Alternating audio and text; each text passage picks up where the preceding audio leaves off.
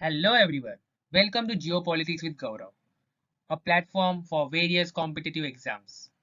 अगर आप चाहे कोई भी कॉम्पिटिटिव एग्जाम की तैयारी कर रहे हो एनडीए सीडीएस एफकेट आपको जियोपॉलिटिक्स में काफ़ी अच्छी समझ होनी चाहिए। वो आपका टेस्ट करते हैं कि आपको प्रॉपर मैप्स ऑर्गेनाइजेशंस रिलेशंस के बारे में पता है कि नहीं। तो ये सबको हम अब डिटेल एनालिसिस करेंगे इन सारे वीडियोस में अपकमिंग वीडियोस में। तो हम शुरुआत करते हैं सबसे पहले ऑर्गेनाइजेशंस और फोरम की सीरीज से। इसमें अलग अलग ऑर्गेनाइजेशन होगा UN G20 BRICS G8 G7। तो आज हम पहले बात करेंगे G20 की। तो चलिए शुरू करते हैं। आपके सामने 20 अलग अलग फ्लैग्स है। ये 20 अलग नेशंस को रिप्रेजेंट करते हैं। बस एक एक्सेप्शन है, एक है यूरोपियन यूनियन। बाकी 19 कंट्रीज के फ्लैग्स है। तो सारे 19 कंट्रीज हैं। क्या आप आइडेंटिफाई कर सकते हैं कि कौन सा फ्लैग किसको रिप्रेजेंट करता है? जैसे ये वाला फ्लैग इंडिया का है। तो वैसे ही क्या आप 19 के 19 को आइडेंटिफाई करते हो? अगर आप कर सकते हो तो आप कमेंट बॉक्स में जरूर कमेंट करना।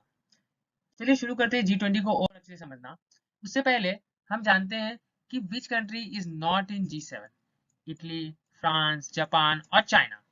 आप मुझे इसका कमेंट कीजिए दीजिए और सही आंसर रहेगा मैं उसे कमेंट में हाथ दूंगा। तो आप समझ सकते हो कि वो सही आंसर है। वैसे तो आपको वीडियो के एंड तक पता चल ही जाएगा। तो चलिए शुरू करते हैं। What is G20? जैसे कि मैंने आपको कहा, G20 is international forum which includes 19 countries which have largest economics and also European union is included in that. ये इकोनॉमिक फाइनेंशियल पॉलिटिकल कोऑपरेशन के लिए बनाया गया है। ये ग्लोबल चैलेंजेस और पब्लिक पॉलिसीज को रिजॉल्व करने के लिए भी बनाया गया है। G20 का काफी अच्छा रोल है इकोनॉमिक को मेंटेन करने का all over the world.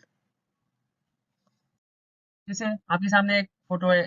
G20 हर साल वर्ल्ड लीडर्स को एक समिट बुलाती है, G20 समिट। यहाँ आप देख सकते हो अलग अलग president prime ministers of the countries are present here.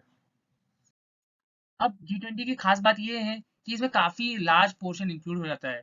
जैसे कि देखिए, यहाँ से लेके ये north America, south America, Asia का पूरा पार्ट, अफ्रीका में थोड़ा सा पार्ट है, अफ्रीका में भी है, ऐसा नहीं है, यूरोप में भी है। यूरोप में तो लगभग सभी नेशंस आ गए। तो इससे ये पता चलता है कि 70 to 80% पॉपुलेशन, जीडीपी, हर चीज इंक्लूडेड है G20 में। तो काफी अच्छा प्लेटफॉर्म है और काफी सक्सेसफुल प्लेटफॉर्म भी है compare to other G7 and G8। ये बात तो आपको मानना ही पड़ेगा। नाउ टॉकिंग अबाउट इसकी नीड क्या पड़ी G20 की, because earlier there was G7 and G8। But वो उनके ग्लोबल लीडर्स ये समझे कि वो सिर्फ 7 या 8 कंट्रीज को लेके नहीं चल सकते जो सबसे टॉप इकोनॉमी में है। उन कंट्रीज को भी लेके चलना होगा जो अभी डेवलपिंग नेशंस है या फिर अंडर डेवलपिंग है। तो उन सारे नेशंस को इंक्लूड करने से ये फायदा हुआ कि सभी की इकोनॉमी एक साथ आई और कुछ प्लान्स बने और कुछ एमयूओ साइन हुए और कुछ अच्छे सबसे मेन बात है फाइनेंशियल क्राइसिस को मैनेज करना। सबसे ये बात थी कि 1990s में के दौरान फाइनेंशियल क्राइसिस बहुत आ रही थी इंडिया ने। आपने देखा होगा economic change in India, doctor Manmohan Singh was there, he did a good work. So same way तब बहुत फाइनेंशियल कंडीशन सभी नेशन की खराब थी। इवन तो यूएसए की 2008 में कंडीशन वाज बैड। तो यूएसए ने ये ऐलान किया कि हम हर साल एक बार मिलेंगे एट वर्ल्ड लीडर फोरम, जहाँ G20 के सारे कंट्रीज के प्रेसिडेंट प्राइम मिनिस्टर मिलते हैं। तो सबसे अच्छी बात यह है कि together the G20 countries include 60% of world population, 80% of global GDP and 75% of global trade. तो आप समझ गए ये कैसे है हुआ। G7 के बाद और G8 के बाद G20 एक सक्सेसफुल आया। इसमें फाइनेंस मिनिस्टर्स और प्रेसिडेंट ऑफ सेंट्रल बैंक्स आते थे, वही फाइनेंस के रिलेटेड काम ही है तो उसके लिए आते हैं। बट नहीं, इसमें और भी अलग अलग ऑर्गेनाइजेशन आते हैं और अलग अलग बहुत काम होते हैं। That's why it's more successful. अब कंट्रीज आप एक बार देख लीजिए। जर्मनी हो गया, Saudi Arabia, Argentina, Australia, Brazil, Canada, China, South Korea, US, France, India, Indonesia, Italy, Japan, Mexico, United Kingdom, Russia, Africa, तुर्की, यूरोपियन यूनियन। ये सारे 20 कंट्रीज है, बस एक यूरोपियन यूनियन को छोड़ के। अब आप देख सकते हैं सारे हर अलग अलग कंट्रीज के प्रेसिडेंट और प्राइम मिनिस्टर्स को। रशिया, इंडिया, जर्मनी, शायद से चेंज भी हो गए होंगे इसमें से बहुत से prime ministers. It may be updated और may not be updated, it depends. अब जैसे कि मैंने आपको स्टार्टिंग में ही पूछा था, उसका आंसर यहाँ है आपके। China is not in G7 nor in G8, it is only in G20। अब बात करते हैं सिर्फ G20 मेंबर्स में और भी अलग अलग मेंबर्स को मैं आपको कहा था इंक्लूड करते हैं और ऑर्गेनाइजेशंस को भी। तो जिसमें से स्पेन एक गेस्ट मेंबर है पर परमानेंट गेस्ट मेंबर है, ऑलवेज पार्टिसिपेट इन G20 और अदर नेशंस को भी बुलाते हैं। तो इससे फायदा ये होता है, नॉट ओनली नेशंस को गेस्ट बनाते हैं, ऑर्गेनाइजेशंस को भी बुलाए जाते हैं, जैसे United Nations, WHO, WTO, everyone. आप देख सकते हैं एशियान को बुला रहे हैं, IDB, world bank, IMF, ILO, labour को भी बुला, लेबर ऑर्गेनाइजेशन भी आता है, UN, WTO, हर IMF, अफ्रीकन यूनियन, जितना ऑर्गेनाइजेशन आपको पता सब लिख दो, कोई भी एग्जाम में आए। 10 है ऑलमोस्ट वैसे तो। अब बात करते हैं significance of this G20। I made a mistake here, population is there और इधर इंटरनेशनल ट्रेड है, तो वही 60% इंटरनेशनल ट्रेड और 75% इंटरनेशनल पॉपुलेशन, और G20 represent 80% of the world GDP। आप देख ही सकते हैं मैप में, मैं आपको स्टार्टिंग में दिखाया था, और ये ग्लोबल इकोनॉमिक क्राइसिस को और आगे ग्लोबल इकोनॉमिक को आगे बढ़ाने में ही काम करता है। तो चलिए बात करते हैं functions and structure of G20। सबसे खास बात ये है कि G20 में प्रेसिडेंसी हर साल चेंज होती रहती है, तो ये सबको अपॉर्चुनिटी मिलती है to host the G20 summit. अब बात करते हैं प्रेसिडेंसी कैसे अपॉइंट किए जाते हैं। तो सबसे पहले 20 मेंबर्स को ग्रुप 5 के ग्रुप में डिवाइड कर देते हैं, और हर एक ग्रुप में सिर्फ 4 ग्रुप होने चाहिए मैक्सिमम, उससे ज़्यादा नहीं। तो ग्रुप 1 में Australia, Canada, US, Saudi Arabia. Group 2 में India, Russia, south Africa, Turkey. Group 3 में अर्जेंटीना, ब्राजील, मैक्सिको। ग्रुप 4 में France, Germany, Italy, UK। Group 5 में China, Indonesia, Japan, south Korea. तो ये ग्रुप में आप एक बार डिवाइड कर दिया। अब ऐसा रूल है कि हर साल एक ग्रुप से एक प्रेसिडेंसी निकलेगा, फिर ये दूसरे के लिए प्रेसिडेंसी निकलेगा, तीसरे के लिए, चौथे के लिए। अब मान लो ग्रुप 2 है इंडिया, रशिया और साउथ अफ्रीका, टर्की। अब ये लोग डिसाइड करेंगे कि मान लो 2023 में कौन बनेगा प्रेसिडेंसी। तो इन्होंने डिसाइड किया इंडिया बनेगा, end of course India is hosting 2023। Same way अलग नेशंस भी बताएंगे कि कौन 2024 में होस्ट करेगा, 25 में होस्ट करेगा, कौन 26 में, 27 में। हर एक ग्रुप में से सिर्फ एक ही जन आएगा, तो ऐसे हर किसी को अपॉर्चुनिटी मिलेगा हर बार। तो जैसे आप देख सकते हैं ग्रुप 1 में ऑस्ट्रेलिया आ गया 2014 के लिए, तो 2015 के लिए टर्की आ गया ग्रुप 2 से, फिर 2016 के लिए चाइना आ गया, फिर 2017 के लिए वही 17, हाँ, जर्मनी आ गया, 18 आप देख सकते हैं अर्जेंटीना। तो मतलब हर एक किस्म से एक एक बार आया, एक इसमें से, एक इसमें, फिर एक इसमें से, फिर एक इसमें से, फिर एक इसमें से, हर एक ग्रुप में से एक जन आएगा अपना होस्ट करने।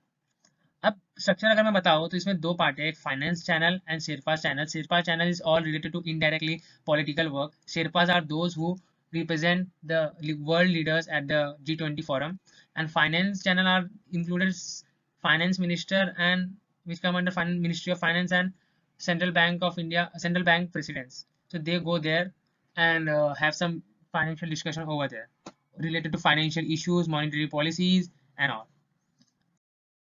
अब बात करते हैं, आप यहाँ पढ़ सकते हैं जैसे फर्स्ट चैनल के बारे में।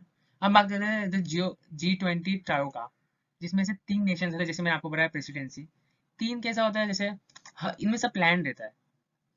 Every year when a country assumes the presidency, जैसे अर्जेंटीना ने 2018 में अज्यूम किया, तो वो जर्मनी के साथ वर्क करेगा जो 2017 में था, और जापान के साथ भी वर्क करेगा जो 2019 में बनने वाला है।